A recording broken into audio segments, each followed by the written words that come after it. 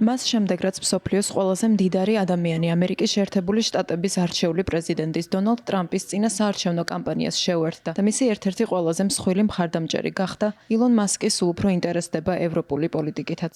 Forbes-ის მონაცემებით მასკი მსოფლიოში უმდიდრესი ადამიანია, ამჟამად 421 მილიარდი დოლარით. თუმცა გზა წარმატებულ ბიზნესამდე და მოგვიანებით ბიზნესიდან პოლიტიკამდე დაბრკოლებებით იყო სავსე.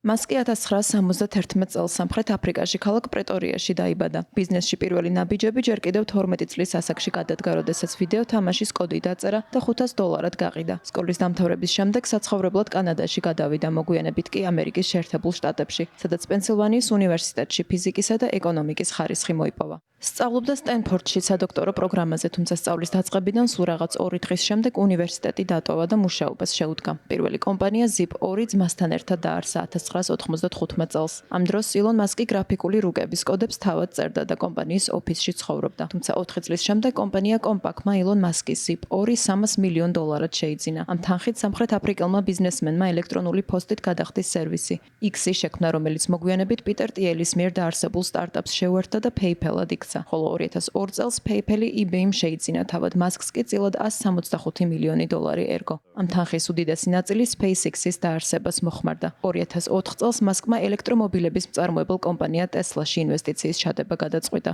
მონაწილეობა მიიღო პირველი სრულად ელექტრონული მანქანის შექმნაშიც და 2006 წელს კომპანიის თავმჯდომარე გახდა.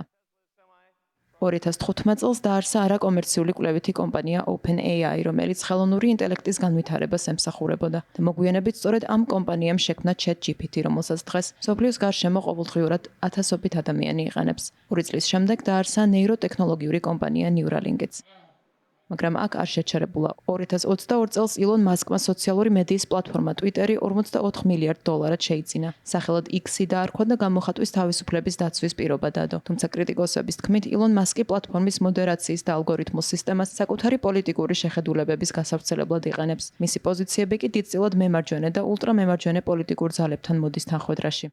2024 წლის სექტემბერში მაშინ პრეზიდენტობის კანდიდატმა დონალდ ტრამპმა ილონ მასკს მთავრობის ეფექტიანობის დეპარტამენტის ხელმძღვანელობა შესთავაზა. აღსანიშნავია, რომ ტრამპის გამარჯვების შემდეგ მასკის ქონება $50 მილიარდი გაიზარდა. მას შემდეგ სამხრეთ აფრიკელი ბიზნესმენის პოლიტიკური ინტერესები შეერთებული შტატების ფარგლებსაც გასცდა და ხშირად ბრიტანელ და გერმანელ პოლიტიკოსებსაც აკრიტიკებს. მხარს უჭერს გერმანიაში რიგით მეორე ყველაზე დიდ ოპოზიციურ მემარჯვენე ძალას, ალტერნატივა გერმანიისთვის.